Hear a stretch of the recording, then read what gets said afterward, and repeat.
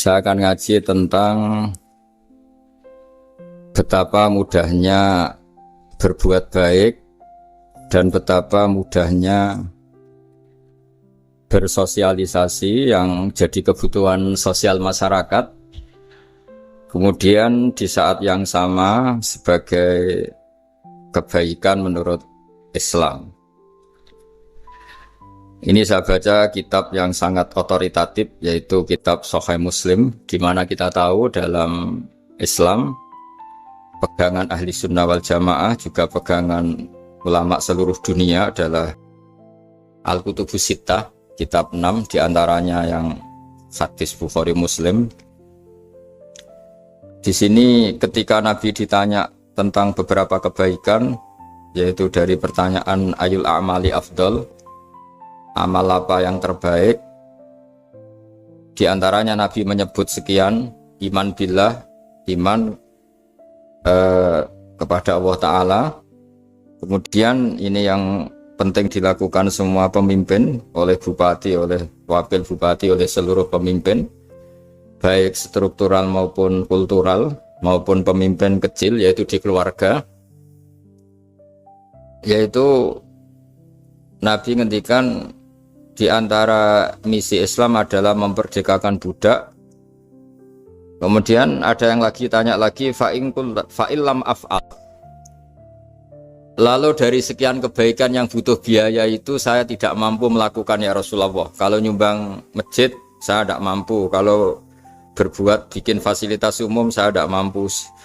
Ada yang sekian pertanyaan dari sahabat, kalau misalnya kebaikan yang butuh biaya kami tidak mampu, termasuk di sini disebutkan kemampuan berhaji, kemampuan zakat, kemampuan sedekah. Kalau semua itu kami tidak mampu ya Rasulullah. Kata Nabi, tu'inu shani'an aw tasna'u li akhirat. Ini di Sahih Muslim di bab iman dengan judul Babu bayani kaunil iman billah afdalal a'mal. Kalau saya tidak mampu semua melakukan itu ya Rasulullah, yaitu melakukan kebaikan yang butuh biaya, kayak bangun masjid, bangun jalan, bangun fasilitas-fasilitas publik. Tu'inu shani'an aw tasna'u li akhirat. Tu'inu nulungi sira shani'an ing wong sing ahli sun'ah, ahli kreatif, atau ahli, kalau orang sekarang itu bilang dia pekerja rumahan atau production house atau apa saja. Aw tasna'u li akhirat, atau kamu membantu orang yang tidak punya pekerjaan. Terus sahabat masih tanya, aro'aita indo'iftu an ba'dil amal. Kalau semua kebaikan aktif saya tidak mampu melakukan ya Rasulullah, kebaikan menolong orang lain, kebaikan yang bersifat aktif. Jawabnya Nabi, dan ini pegangan saya, pegangan kita semua, panduan dari Rasulullah SAW. Nabi ngendikan, takufu syarroka anin nas fa innaha sodakotun minka ala nafsik. Ya, saya ulang lagi, takufu syarroka anin nas fa innaha sodakotun minka ala nafsik. Kamu dalam berislam cukup menjaga supaya kejelekan kamu tidak punya imbas pada orang lain. Ya, ini penting dalam Islam. Jadi kalau tidak bisa berbuat baik, potensi keburukan kita jangan sampai menimpa orang lain. Keburukan itu bisa kejahatan kriminal, bisa kejahatan pidana atau merugikan orang lain, atau kejahatan yang tidak sampai kriminal tapi mengganggu orang lain. Misalnya contoh gampang ini, saya sumpek-sumpeknya sendiri ingin jalan-jalan, main di teman yang di jam kerja. Ini kan sumpek-sumpeknya saya sendiri ingin hiburan, terus wisata atau dolan ke teman yang sebetulnya saat itu dia mungkin ngaji atau kerja atau harus memenuhi kewajiban cari nafkah. Gara-gara nemuin saya akhirnya dia dikomplain sama majikannya, atau gara-gara nemuin saya dia akhirnya tidak ngaji sama santrinya, atau gara-gara nemuin saya dia terganggu aktivitasnya. Itu juga tidak boleh, karena berarti keburukan kita punya akibat pada orang lain. Jadi kaidah dalam Islam itu kalau tidak berbuat baik, potensi keburukan kita ini jangan sampai menimpa orang lain. Sehingga di sini Islam menyarankan uzlah. Uzlah itu nyepi. Jadi misalnya kita baru penat, baru bawaannya itu emosi, baru gak suka kumpul orang, itu ya sebaiknya jangan jalan-jalan, karena di antara kebaikan Islam itu tabassum, senyum, atau talqatu wajhin, ceria. Tapi karena kita mungkin jatuh kredit, jatuh hutang, atau punya masalah keluarga, sehingga bawaan kita itu emosi. Nah, dalam seperti ini sebaiknya uzlah, menutup diri. Sehingga kata Rasulullah SAW, dalam zaman akhir di antara kebaikan itu kamu meninggalkan manusia aktivitasnya, kemudian watadaun nas min syarrik, kamu meninggalkan manusia supaya nggak kena keburukan kamu. Jadi ada momen, ada saat di mana kita mungkin kalau ketemu orang itu bawaannya ingin sengak, ingin ngomong yang nggak enak, atau kita baru penat, itu sebaiknya uzlah saja, mengurung diri di kamar atau isolasi sendiri, karena bawaannya baru emosi. Nah, ini yang jarang dipraktekkan. Kalau sekarang malah banyak yang saat susah malah bawaannya ingin namam, ingin apa, menvonis orang lain atau ngadili orang lain. Padahal pesannya Nabi, kalau semua kebaikan aktif tidak bisa kamu lakukan itu, takuffu syarra ka'anin nas fa innaha shadaqatun minka ala nafsik. Sehingga keburukan kita, ya saya ulang lagi, keburukan kita yang ingin emosi, ingin apa, itu tidak punya akibat orang lain. Di sini kearifannya Rasulullah SAW, beliau masyhur ngendikan, layak dilqodi wa ghadban. Jangan sampai seorang hakim bikin keputusan ketika emosi, karena bawaannya orang emosi itu pasti nggak terkontrol intelektualnya, nggak terkontrol nuraninya, nggak terkontrol semua sifat baiknya. Itu kalau punya keputusan bahaya sekali. Sehingga Nabi dari awal ngendikan layak dilqodi wa ghadban. Orang yang sedang emosi tinggi jangan bikin keputusan penting. Kemudian oleh ulama diteruskan juga jangan bikin keputusan penting orang yang sangat lapar, atau yang sangat kenyang, atau yang sangat ngantuk, atau yang super sibuk. Jadi hal-hal yang potensi buruk dalam mengambil keputusan itu harus ditinggalkan. Sehingga misalnya bupati atau wakil bupati kalau sedang tidak nyaman dengan suasana apa, nggak boleh rapat kemudian memutuskan keputusan penting. Begitu juga kiai dan semuanya. Nah, ini yang supaya otoritatif. Kenapa saya bawa kitab itu logikanya jelas ya. Kita sebagai dai, sebagai ustadz, atau sebagai mubalek, atau sebagai siapa saja, yang ingin kita wariskan ke umat Rasulullah adalah dawuh-dawuhnya Nabi. Dan kalau kita ngaji tidak pakai kitab, itu sebenarnya umat kita jejali dengan pikiran kita, dengan ide kita. Jangan-jangan ide kita, pikiran kita ini tidak mewarisi pikiran Islam, tapi pikiran kita atau emosi kita. Tapi kalau kita baca kitab, artinya umat ini berhak mendapat apa yang diteladankan dan disabdakan oleh Rasulullah SAW. Tapi kalau kita, itu pasti inginnya itu kita. Misalnya kita Bupati Banyuwangi, mungkin kita akan cerita Banyuwangi dengan asik. Tapi bagi daerah lain, apa urgensinya bagi saya? Begitu juga kalau kita kiai, mungkin kita akan cerita fadhilnya kiai. Tapi bagi orang lain yang keutamaannya jadi pekerja, jadi satpam, jadi guru, jadi pegawai negeri yang adil. Sehingga subjektivitas kita ini akan tinggi. Tapi kalau kita sebagai kiai baca hadis, maka umat ini mendapatkan panduan dari Rasulullah SAW. Nah, dari sekian panduan itu, kata Nabi, jika Anda tidak bisa berbuat kebaikan aktif, maka kebaikan yang harus Anda lakukan adalah potensi kejelekan kamu jangan menimpa orang lain. Makanya saya berkali-kali bilang, saya ini termasuk kiai yang jarang main ke alumni. Karena tadi, kadang-kadang alumni itu sudah mau kerja di tempat kerjanya, atau mau janjian ngantar anaknya sekolah. Gara-gara ada saya, mungkin semua itu dibatalkan. Sehingga silaturahim itu juga harus dimanage supaya tidak mengganggu haknya orang yang kita silaturahimi. Jangan sampai silaturahim jam 9, saatnya orang kerja, kemudian dia dapat peringatan dari pabriknya gara-gara sering didolani kiainya. Itu kan jadi ribet. Atau kiai karena sering didolani terus tidak ngaji, metu tamu terus, itu kan jadi ribet. Apapun itu, sehingga orang itu harus berpikir perilakunya itu tidak punya akibat la doror wala diror. Jangan mengganggu dirinya, juga jangan mengganggu orang lain. Ini oleh Nabi disebut takuffu syarra ka'adin nas fa innaha shadaqatun minka ala nafsik.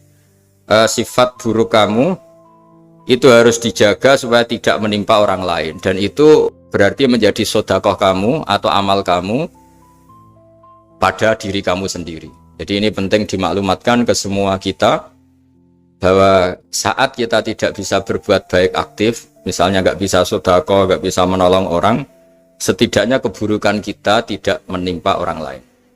Nah, termasuk keburukan yang terselubung adalah kita punya pikiran yang menurut kita ini hebat, tapi bagi orang lain mungkin bahaya. Misalnya kita punya pikiran ingin jadi orang kaya raya yang dermawan. Itu artinya kan pikiran baik karena ingin jadi dermawan. Tapi artinya bayangkan orang lain tuh miskin semua butuh derma kamu. Mana mau orang lain kamu bayangkan miskin butuh derma kamu. Orang lain juga bayangkan dirinya kaya gak butuh derma kamu. Itu namanya kebaikan yang subjektif.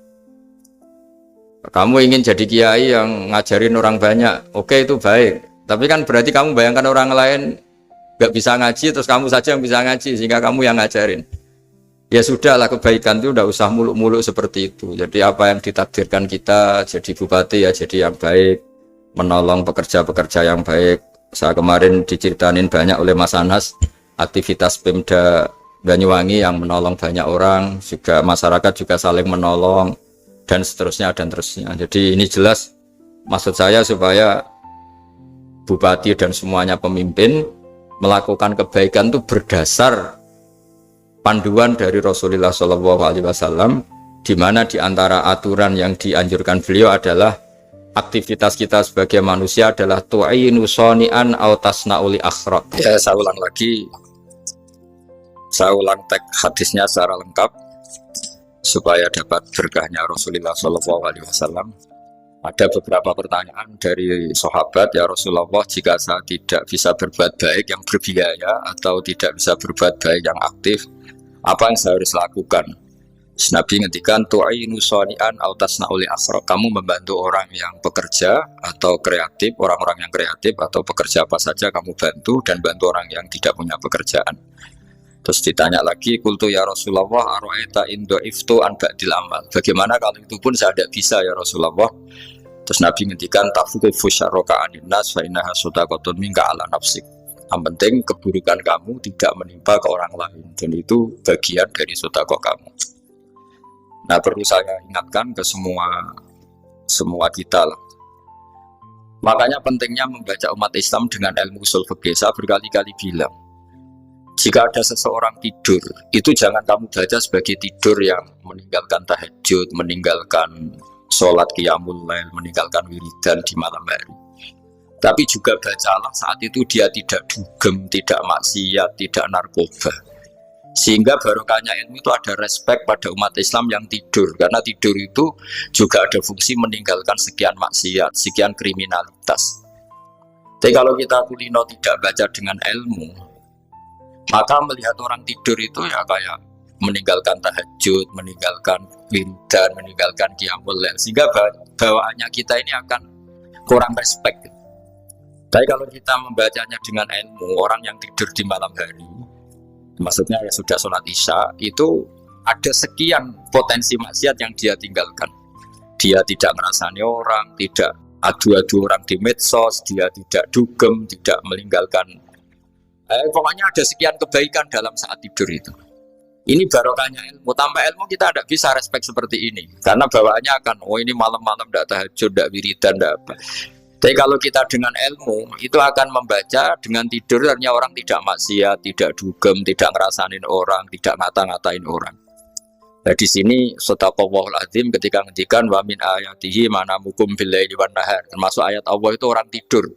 Maksudnya tidur yang dengan dimaknai positif tadi, bisa istirahat, bisa meninggalkan maksiat, bisa apa-apa. Nah ini di sini hebatnya Rasulullah SAW ketika beliau memandu kebaikan. Di antara kebaikan itu apa? Takufu syarroka anin nas fa innaha shadaqatun minka ala nafsik. Kamu, potensi buruk kamu atau keburukan kamu jangan sampai menimpa pada manusia, pada orang lain, dan itu bagian dari sedekah kamu. Ya, saya mohon maaf sama Bu Bupati, sama semua Pemda, sama Wakil Bupati karena saya tidak bisa lama-lama. Saya punya wadifah. Tadi ini pun sudah ngurting ngaji saya karena saya harus ikut ngaji di sini. Dan mari sama-sama berdoa. Al-Fatihah. Jadi status gambaan ini kita mantapkan dulu. Jangan ada status lain kita di depan Allah kecuali status kehambaan. Saya punya analogi dan itu saya ulang-ulang karena di antara ciri Quran itu mengulang-ulang sesuatu yang harus jadi pegangan. Saya ulang lagi, di antara ciri Quran itu mengulang-ulang sesuatu yang jadi pegangan. Jika kita belajar ilmu fisika atau ilmu apa saja, maka kita akan bicara materi sesuai statusnya. Jadi kita harus latihan untuk iman kepada Allah. Saya tanpa mengurangi rasa hormat, saya memberi contoh begini ya. Ini jam, materinya dari besi. Ini kertas, materinya ya kertas. Tentu secara fisik, orang akan bilang jam ini lebih kuat timbang kertas. Dan itu pasti dibenarkan dari segi materi. Tapi kalau Anda beragama dan Anda tahu bahwa pengendali alam raya ini Allah Ta'ala, maka kamu akan bilang, terserah Gus Baha gitu. Bisa saja jam ini saya punya niat saya hancurkan, kertas yang lemah ini saya simpan. Sehingga jam tangan ini 5 menit lagi saya hancurkan sehingga benar-benar rusak. Sementara kertas ini saya simpan sampai bertahun-tahun awet. Nah, kira-kira seperti itulah ilmu manusia. Sesuatu yang kita sangka kuat, ternyata Allah punya rencana menghancurkan itu. Dan yang kita sangka lemah, ternyata Allah punya rencana untuk mengabadikan itu. Nah, di sini pentingnya iman, lahu maqalidus samawati wal ardh. Hanya Allah yang mengendalikan semua. Jadi jangan mentang-mentang kita punya ilmu bahwa materi besi itu lebih kuat timbang kertas, terus kita pastikan bahwa besi lebih awet ketimbang kertas. Kita sisakan satu keyakinan, terserah Allah, terserah pengendalinya. Nah itu agama, bilang terserah pengendalinya itu agama. Ya mungkin tadi aja problem sinyal, saya ulang lagi. Ibarat saya ini megang jam tangan, yang materinya dari besi. Ini kertas yang materinya lemah. Tentu kita akan bilang bahwa jam atau besi lebih kuat ketimbang apa? Kertas. Tapi Anda salah. Anda harusnya ngomong bahwa terserah pengendalinya. Bisa saja saya punya rencana menghancurkan besi ini sehingga 5 menit lagi hancur. Dan saya ingin mengabadikan kertas ini, saya simpan di tempat yang aman.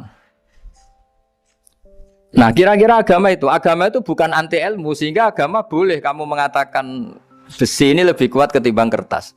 Tapi harus kamu tambahi dari segi materi. Tapi kalau dari segi pengendalinya, maka kita jawab terserah Allah Subhanahu wa Ta'ala. Nah ini di sini pentingnya beragama. Jadi meskipun Mars tuh kayak apa kuatnya, bumi, gunung kayak apa kuatnya, ternyata gunung yang kita kira kuat ternyata nyimpan magma yang potensi meledak. Yang gunung kecil yang kelihatan dari pasir kecil yang tidak berdaya ternyata nggak nyimpan magma, jadi nggak direncanakan untuk diledakkan. Itu, nah agama itu seperti itu yang disebut di surat Yasin misalnya Allah itu siapa? Biyadihi malakutu kulli, yang dalam kendalinya itu semuanya di alam raya ini. Sehingga di kehidupan nyata juga sama.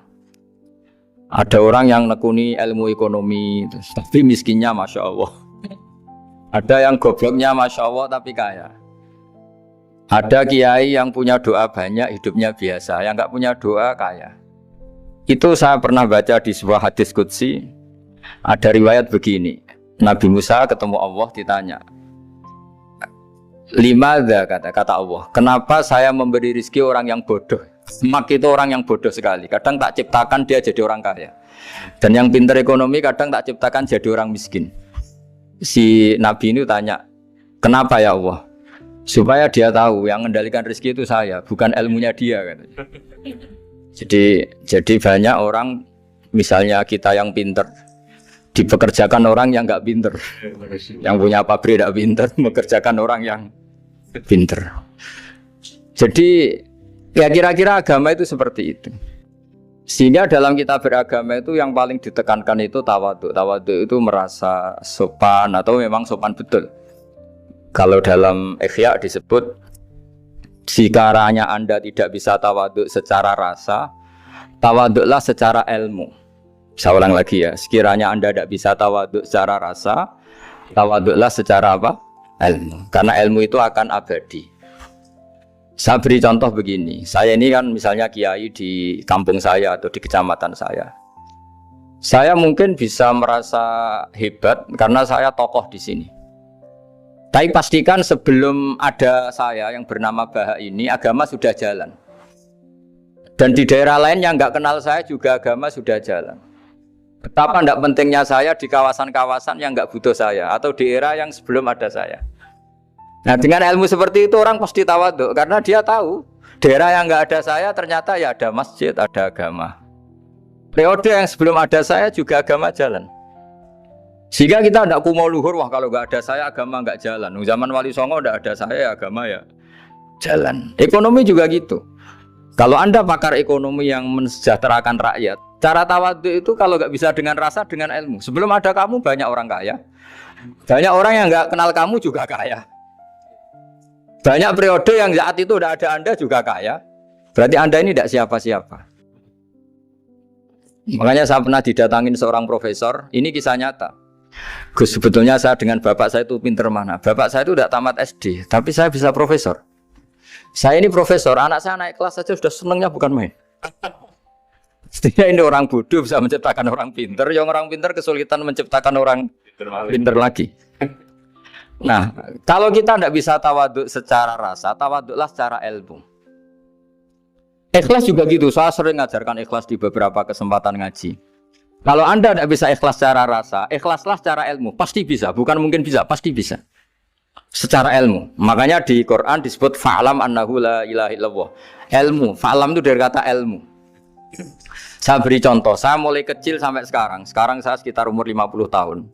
Mulai kecil sampai sekarang itu ya bilang kalau kertas ini putih. Itu ya ada yang gaji, ada yang bayar. Tapi saya selalu bilang kertas ini putih.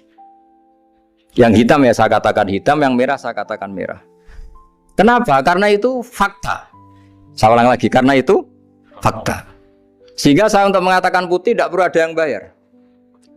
Sehingga ketika kita latihan sholat, latihan ibadah, dan mengakui Allah itu sebagai Tuhan kita akan malu. Loh, faktanya Allah itu kan Tuhan. Mau mengatakan fakta kok minta upah ini gimana? Kita mengatakan Allah Tuhan itu sama dengan mengatakan kertas ini putih. Sama-sama itu fakta. Sama seperti saya mengatakan Pak Jokowi itu presiden kami. Itu kan fakta. Masa nunggu kalau dikasih BLT katakan presiden, kalau enggak ya enggak. Itu kan ribet jadi. Pak Manut misalnya rektor UGM. Mbok saya enggak digaji di sana atau enggak kerja di sana bilang kalau beliau itu rektor. Pak Ganjar gubernur Jawa Tengah. Mbok saya dikenal apa enggak ya beliau tetap gubernur. Lama sekali kita mengatakan fakta itu ikhlas. Ikhlas itu artinya enggak minta apa-apa. Karena kita ingin ngomong sesuai fakta. Nah Allah Tuhan itu fakta gitu. Nah kenapa untuk mengatakan Allah Tuhan nunggu? Dah saya ini Tuhan kamu. Ya nunggu dulu Gusti, kalau engkau masukkan kami ke surga, engkau Tuhan. Kalau enggak ya enggak jadi. Tidak bisa seperti itu. Ya Allah tetap Tuhan. Nah kalau Anda tidak bisa ikhlas secara rasa, ikhlaslah secara ilmu. Ilmu ya tadi kita akan selalu bilang yang putih putih, yang hitam hitam. Makanya ini pentingnya ilmu. Tawaduk juga gitu. Kalau Anda ditakdir orang yang GR, yang gede rumongso, ditakdir orang yang kumo luhur, secara rasa bisa dilawan secara ilmu. Ada periode di mana sebelum ada kita yang kaya ya banyak, yang dapat hidayat ya banyak, yang terpelajar ya banyak. Ada daerah yang nggak kenal kita, nyatanya pendidikan di situ jalan, sistem sosial baik. Betapa tidak pentingnya kita. Nah ini nanti memaksa kita atau melatih kita untuk tawaduk. Nah dari hikmah ilmu itu kemudian kita minta maaf sama orang lain itu mudah. Karena kita sadar bahwa adanya kita ini problem. Saya sering digojlok orang-orang kaya. Orang-orang kaya itu ya kadang agak kurang ajar tapi nggak bisa dibantah. Begini, pernah tanya saya gini, Gus, saya ini punya mobil mahal, harganya 2 miliar. Kayaknya yang berak pakai jalan raya saya kan. Bisa, bayarnya pajak saya mahal. Sehingga kayaknya paling pantas saya. Yang naik ontel itu kan nggak bayar pajak, harusnya nggak boleh pakai jalan gitu. Terus saya bilang, mbah-mbahnya yang naik ontel itu pejuang, bapak kamu enggak, kata saya. Kamu nggak warisnya, kata saya. Artinya ada teori dalam kitab hikam itu kitab tasawuf dalam pesantren. Itu kebaikan saja di soal. Misalnya begini, kita ini bangga sebagai urip yang tertib, hidup yang tertib di kantor, di tempat-tempat pekerjaan. Tapi kalau itu semua terjadi, kalau ada kecelakaan di jalan itu nggak ada yang nolong langsung. SAR paling efektif, tim penolong paling efektif ya orang-orang nganggur itu. Orang-orang yang di jalan-jalan di perapatan itu kalau ada kecelakaan langsung nolong. Itu nanti ambulan itu yang kedua, ketiga, yang nolong pertama ya orang-orang yang nganggur-nganggur di jalan itu. Ada orang tersesat nolong. Maka ketika seorang sahabat tanya, ya Rasulullah, kalau engkau melarang kita jagongan di jalan, itu kita tidak bisa. Jadi kata Nabi, ya silahkan saja, tapi adu haqqat thoriq, hak kamu di jalan itu datangkan. Apa itu? Ya kamu bisa amar ma'ruf nahi mungkar. Coba kalau di terminal, di tempat publik banyak orang yang soleh, itu nanti copet ya sungkan. Yang mau jambret ya sungkan, karena yang di situ orang-orang soleh. Nanti yang nggak sholat juga sungkan, karena yang di situ banyak yang sholat. Jadi kenyamanan orang pergi jauh di tempat-tempat sepi itu ya barokahnya orang-orang nganggur terus ngaji, wah nengkono masih rame ya, ada orang yang di perapatan, di pertigaan. Bayangkan kalau ini orang-orang soleh, pasti itu nyaman karena wilayah publik dihuni orang-orang yang soleh. Tapi orang pasti bilang itu nggak tertib. Kita inginnya hidup ya tertib di kantor atau yang suka di masjid, di masjid. Tapi kalau itu terjadi, itu nggak ada tim SAR gratis yang setiap saat kalau ada orang kecelakaan nolong. Makanya dalam makalah hikam itu paling masyhur diantaranya itu manusia itu siapa? Manusia itu mangkanat mahasinuhu masawiyah, fakih falatakun masawihi masawiyah. Manusia itu orang yang saat baik saja ada salahnya, apalagi masalah. Jadi kalau kamu punya toko lagi laris dan saat laris itu Anda ngerumat keluarga Anda melakukan kebaikan pada keluarga Anda, pasti ada toko lain yang termahjubkan, yang tersingkirkan. Makanya saya pernah diskusi sama kiai besar, guyonan sama saya. Kita kalau kiai besar sebaiknya kalau diundang di musala kecil datang apa enggak? Kata kiai yang satu, jangan datang Gus, itu jatahnya kiai kecil. Terus kata yang satu, datang Gus sebagai bukti tawaduk bahwa kita kiai besar pun mau diundang yang kecil. Akhirnya kita ini ya kadang datang kadang enggak, karena kadang kita enggak datang supaya jatah rezeki kiai kecil enggak terambil. Kadang yang mau datang supaya dikira tawaduk. Makanya kalau seorang profesor sering turba di bawah itu ya kasihan yang S1, SPDI itu kan nanti gak jadi bintang kalau profesornya sering turun. Kalah terus itu loh. Jadi kadang-kadang itu orang itu harus berpikir secara ilmu, jangan rasa terus. Jadi itu ilmu. Jadi semua yang kebaikan yang kita lakukan itu secara ilmiah bisa diperdebatkan. Ada orang senang ngomong serius supaya bangsa ini maju. Tapi bapak saya itu pesan saya, kamu kalau ngiyai itu jangan sering ngomong serius kan. Masyarakat sudah capek mikir utang, mikir keluarga. Begitu sowan kiai dijak ngomong serius lagi nanti capek kan. Sehingga kiai-kiai dulu itu kalau ketemu orang ya guyon terus. Karena tahu masyarakat sudah capek. Sudah banyak yang takut tanggal kredit gitu. Sudah takut tanggal kredit, takut problem sowan kiai diancam neraka lagi, itu kan ketakutan berkali-kali. Jadi makanya ini kan kebaikan itu dievaluasi karena kita tidak nabi, tidak wali. Jadi kalau kata hikam itu apa yang Anda kira baik itu ada masalah, apalagi sedang masalah. Saya sering cerita ada orang suami istri harmonis sekali. Itu tanyakan ibunya, pasti mulai gak peduli dengan ibunya karena terlalu harmonis dengan istri. Tapi itu pasti bukan mungkin lagi. Jadi jangan tanya istrinya, tanya ibunya. Oh, jok nikah lupa saya. Ngalor ngidul sama istrinya. Tanyakan temannya. Wah, itu jok nikah lupa temennya. Tapi yang baik sama teman, tanyakan istrinya. Jatah belanja untuk ngopi. Begitu terus itu. Jadi siklus sosial itu. Nah, di sini pentingnya saling minta maaf karena dalam kebaikan kita pasti ada kesalahan. Ketika karir kita baik di pemerintahan maupun di kampus, pasti dengan sendirinya ada yang agak tersingkirkan. Meskipun itu sudah hukum alam. Tapi apapun itu kita harus minta maaf. Makanya banyak, saya sering cerita berkali-kali, dulu itu ada dua nabi yang seangkatan. Itu luar biasa debat ilmiahnya, tapi debat baik. Mulai dulu ya ada polemik itu ya mulai dulu ya ada. Yang Nabi Yahya itu suka berkawan orang-orang soleh. Kalau ditanya kenapa kamu berkawan orang-orang soleh, ya enak lah karena berkawan orang soleh. Yang Nabi Isa sering berkawan orang-orang yang nggak jelas. Ditanya, kenapa anda suka berkawan orang-orang yang nggak jelas? Innama ana tabibun udawil mardo. Nabi dan kiai itu ibarat dokter, ya tentu menyembuhkan yang sakit. Kalau anda seorang dokter pasti neliti daerah-daerah pandemi, masa neliti daerah sehat?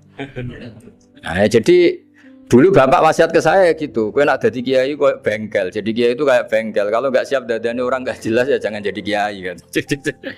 Itu ya, tapi kan masalahnya kita sendiri solehnya pas-pasan, takut terkontaminasi. Jadi yang jelek bukan jadi baik, kita yang baik jadi jelek. Nah itu kan mulai dulu ya polemik sejauh mana kita punya kekuatan untuk tidak terpengaruh yang negatif. Yang negatif terpengaruh kita menjadi positif. Jadi ini cerita-cerita sawalan bahwa dalam kebaikan kita itu ada kesalahan. Maka kita tetap istighfar, tetap saling minta maaf. Dulu bapak saya kalau diceritain ada seorang kiai sampai sepuh jadi imam masjid, istiqomah sekali. Dulu bapak saya itu guyu. Ya istiqomah, tapi wong liya terus ra iso dadi kader. Jadi calon-calon kiai ini sudah putus asa karena nggak pernah punya kesempatan jadi imam.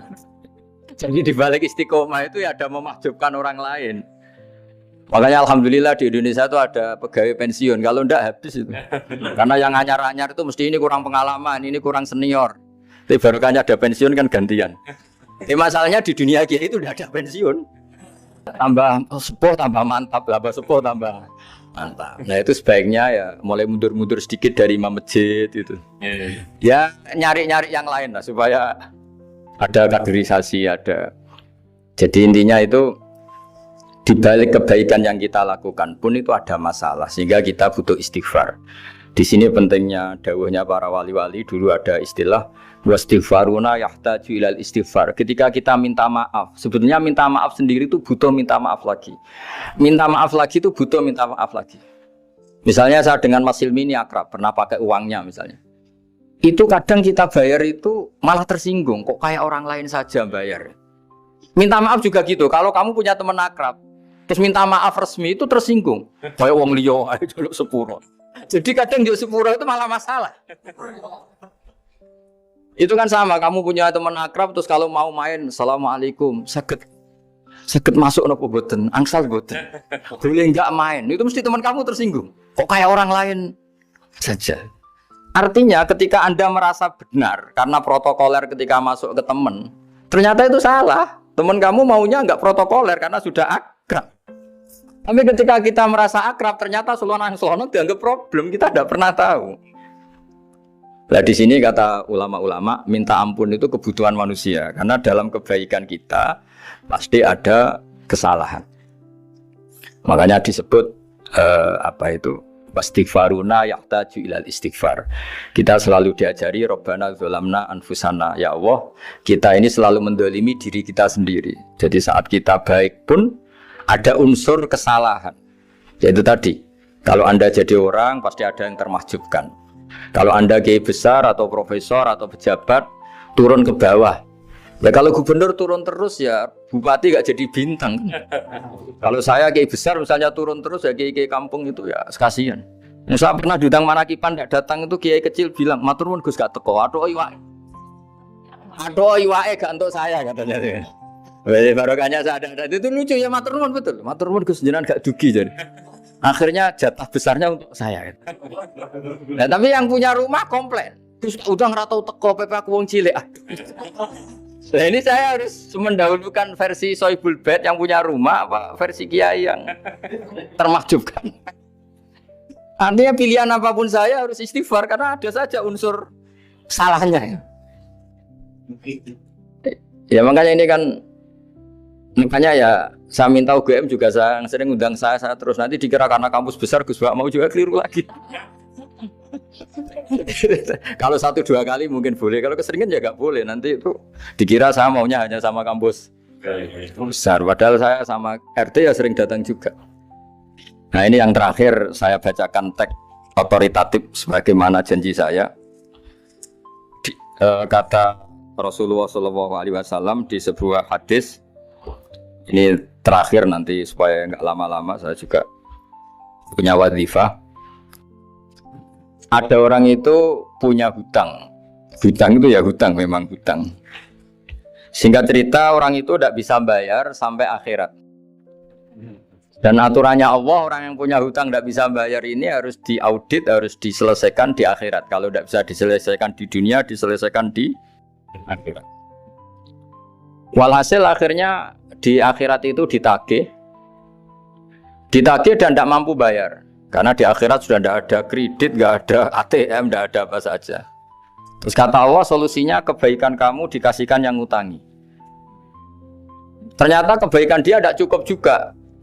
Bayarnya apa? Kejelekan yang ngutangin dikasihkan yang utang. Kayak apa celakanya? Kebetulan yang ngutangi salahnya banyak, ini kan repot. Tapi Allah itu tidak suka kalau ada orang mukmin yang satu saudara kemudian masuk neraka karena saudaranya ini. Kata Allah, jika ini masuk neraka berarti disebabkan komplain atau ketidakikhlasan temannya yang mukmin. Masa orang mukmin menyebabkan mukmin yang lain masuk neraka? Allah tidak ingin. Makanya di antara nikmatnya beragama itu ukhuwah, persaudaraan. Baik persaudaraan atas nama iman atau atas nama kebangsaan atau atas nama kemanusiaan. Akhirnya si yang ngutangi ini tadi, jangan dibahasakan kreditur, nanti kita kayak bank, yang ngutangin nanti. Ya bahasa gampangnya yang ngutangin, karena tidak semua orang ngutangnya sama bank. Sama Allah ditunjukkan satu surga yang luar biasa. Nanti tak baca teks Arabnya ya, supaya dapat berkahnya bahasa Arab. Terus saking mewahnya surga itu, si yang ngutangin tanya, ya Allah itu untuk nabi siapa? Karena semewah itu pasti untuk kelas nabi. Atau untuk wali siapa? Katanya, terus kata Allah, sabda Allah, untuk siapapun yang mampu membeli. Lalu siapa yang bisa membeli surga semewah itu? Kamu bisa. Terus, dengan apa ya Allah? Kamu mengampuni teman kamu itu. Kamu bebaskan dari utangnya. Nanti tak kasih surga itu. Terus akhirnya sama Allah, kata orang itu, ya Allah saya bebaskan. Ya sudah, kamu berdua masuk surga. Karena Allah tidak ingin ada kasus aneh. Dua orang mukmin ini kan bersaudara. Masa bersaudara kemudian yang satu menjadi penyebab masuknya neraka karena ini tidak mau memaafkan. Artinya kalau kita syawalan itu harus benar-benar mau memaafkan, karena kalau tidak Anda menjadi penyebab teman kamu masuk neraka. Jadi kita janganlah jadi orang mukmin yang menjadi problem bagi saudara kita. Jadi makanya saya itu berharap ada wali utang saya tidak bisa bayar, karena ini masih dibela-belain Allah ini. Karena Allah nggak ikhlas kalau ada walinya masuk neraka. Jadi kalau ada wali utang kamu, itu utangin saja, doain nggak bisa nyaur, no?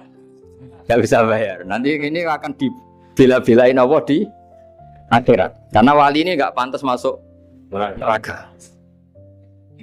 Ya, jadi kalau ada wali utang kamu mau bayar, sudah Anda tidak usah bayar, nanti di akhirat saja.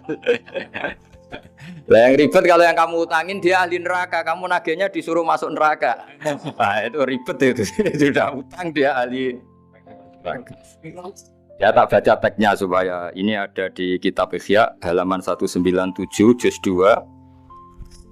Status hadisnya waqala sahihul isnad, kata Imam Hakim, hadis ini sahihul isnad. Saya baca Arabnya nanti insyaallah sebagian ya supaya kelihatan teks aslinya di bab hukukul muslim. Nama Rasulullah sallallahu alaihi wasallam jalisun izdhika hatta badat sanaya. Nabi ketika santai-santai duduk tahu-tahu tertawa sampai gigi depannya itu kelihatan. Jadi tertawa sangat sampai gigi depannya kelihatan. Yang notabene beliau sering hanya senyum, kali ini tertawa betul sampai gigi depannya kelihatan. Faqala Umar radhiyallahu anhu ya Rasulullah bi abi anta wa ummi malladhi adhakaka. Apa yang bikin kau sampai tertawa seperti itu? Qala rajulani min ummati jasaya baina yaday rabbil izzah. Dua lelaki dari umatku sama-sama sungkeman nuntut keadilan di depan Allah. Jasaya itu sungkem. Duduk bersimpuh itu kalau dalam bahasa Arab itu apa? Namanya jasiyah. Faqala ahaduhuma ya rabbi khudli madlamati min hadza. Faqala wa rudda ala akhika madlamata. Qala ya rabbi lam yabqali min hasanati syai'un. Faqala wa ta'ala li talib kaifa tasna'u bi akhika wa lam yabqalahu min hasanati syai'un. Faqala ya rabbi falyahmil anni min auzari. Kalau kebaikannya dia tidak cukup, ya salah saya supaya dilimpahkan ke dia. Terus summa fadat aina Rasulillah sallallahu alaihi wasallam bil buka. Nabi di tengah-tengah cerita tuh nangis. Senangis-nangisnya karena habis seneng lalu nangis karena ini kan kebaikannya sudah dikasihkan habis cukup enggak cukup. Akhirnya kejelekan yang ngutangin ini diberikan. Makanya kalau kamu ingin masuk surga, utangi orang-orang soleh sebanyak-banyaknya. Dan doain nggak bisa apa? Nyaur. Tapi tak jamin orang soleh itu nggak suka utang. Karena hidupnya sederhana ini. Kayaknya saya tidak akan utang Mas Ilmi itu. Karena orang soleh itu hidupnya sederhana, pasti tidak butuh. Kalaupun utang paling ya untuk makan kan gampang nyaurnya apa? Terus kata Rasulullah, faqala inna dzalika la yaumun azimun yauma yahtadun nasu fihi ila ayuhmala anhum min auzarihim. Terus fayaqulu wa ta'ala lil mutadzallim irfa' basarak. Coba kamu lihat yang di sana itu ada apa? Fanzur fil jinan, coba surga itu kamu lihat. Faqala ya rabbi ara madaina min fiddatin wa kusuran min dhahabin mukallalatan bil lu'lu'. Saya melihat surga yang begitu mewah, semuanya bertatahkan intan, semuanya materinya dari emas, bertatahkan intan. Lalu li ayyi nabiyyin hadza? Itu untuk nabi siapa? Terus awli ayyi siddiqin awli ayyi syahidin. Terus qala Allah hadza liman a'tas saman. Itu untuk siapa saja yang mampu beli. Qal ya rabbi wa may yamliku dzalik? Siapa mampu beli surga semewah itu? Kata Allah anta tamliku, kamu bisa. Qal bima dza ya rabbi, dengan apa? Qal bi afwika an akhika. Cukup kamu memaafkan saudara. Jadi kalau maafkan tidak pakai uang itu kurang seru. Yang seru itu punya teman utang 50 juta dimaafkan. Jadi memaafkan paling seru itu maafkan apa?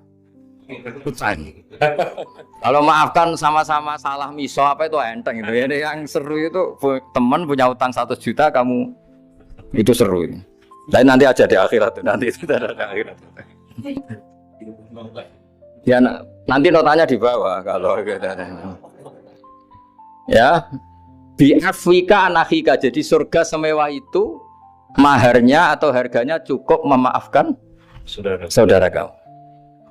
Terus qala ya rabbi qad afautu anhu. Sudah Gusti, sudah sekarang saya maafkan.